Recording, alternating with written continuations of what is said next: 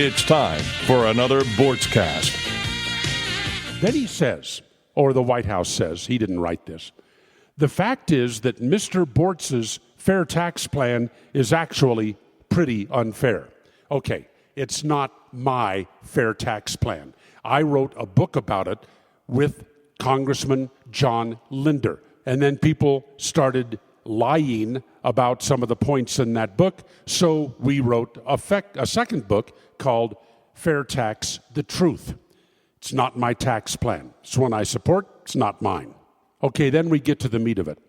The letter says, the email says, the Nonpartisan Tax Policy Center has found that under the so-called fair tax, quote, tax burdens on middle-income households would surely rise while high-income families would get a big tax cut. And here's what President George W. Bush's bipartisan advisory panel on tax reform said it would do specifically.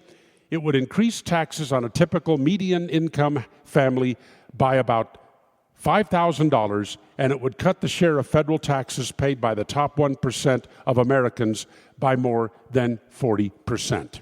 Well, I'm ready for that. This is completely and absolutely typical. And let me tell you what these groups did. The two groups that they mentioned in this letter, we have, let me go back to this, the Nonpartisan Tax Policy Center, and then they have George Bush's advisory panel on tax reform. These people have done with the fair tax exactly what other people have done with the fair tax when they critique it. They take the bill, they rewrite it, they turn it into a form that they think would pass the Congress, and then they critique their rewrite. Now that sounds rather amazing, doesn't it? But it is what they do. They sit down like the tax advisory panel and they say, well, you know, Congress is never going to pass this fair tax bill the way it is written. And to give you a little more insight into their thought processes, they say, well, you know, the states are going to have to collect this fair tax, and in most states, they don't tax groceries and they don't tax prescription medicine. So we're going to rewrite the fair tax to where groceries don't get taxed, where prescription medicine doesn't get taxed, where there's no sales tax on the sale of a new home. They create all of these exemptions that do not exist in the fair tax bill.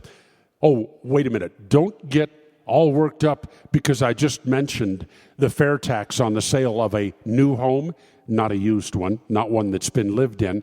Look, you're already paying taxes. The contractors and every single supplier that provides everything from a doorknob to an air conditioning system to that home is already paying taxes. All of those taxes are included in the price of that home. They disappear.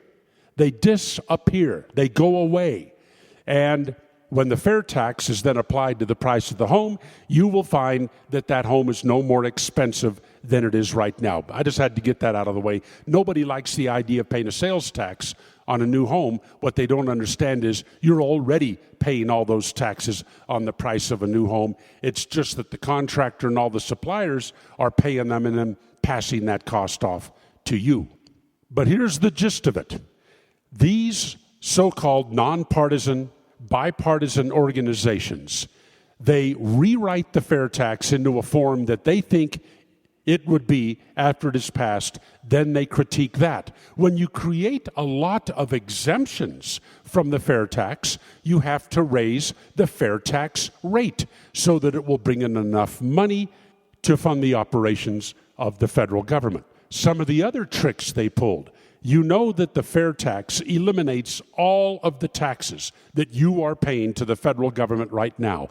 The estate tax, your payroll taxes, your Social Security tax, Medicare tax. All of these things are funded out of the fair tax. Well, when George W. Bush created his tax advisory panel, he told them, We cannot mess with Social Security. Social Security will stay just the way it is. So we will not eliminate the Social Security taxes. People will have to go ahead and pay their payroll taxes like they've been doing, plus the fair tax on top of it.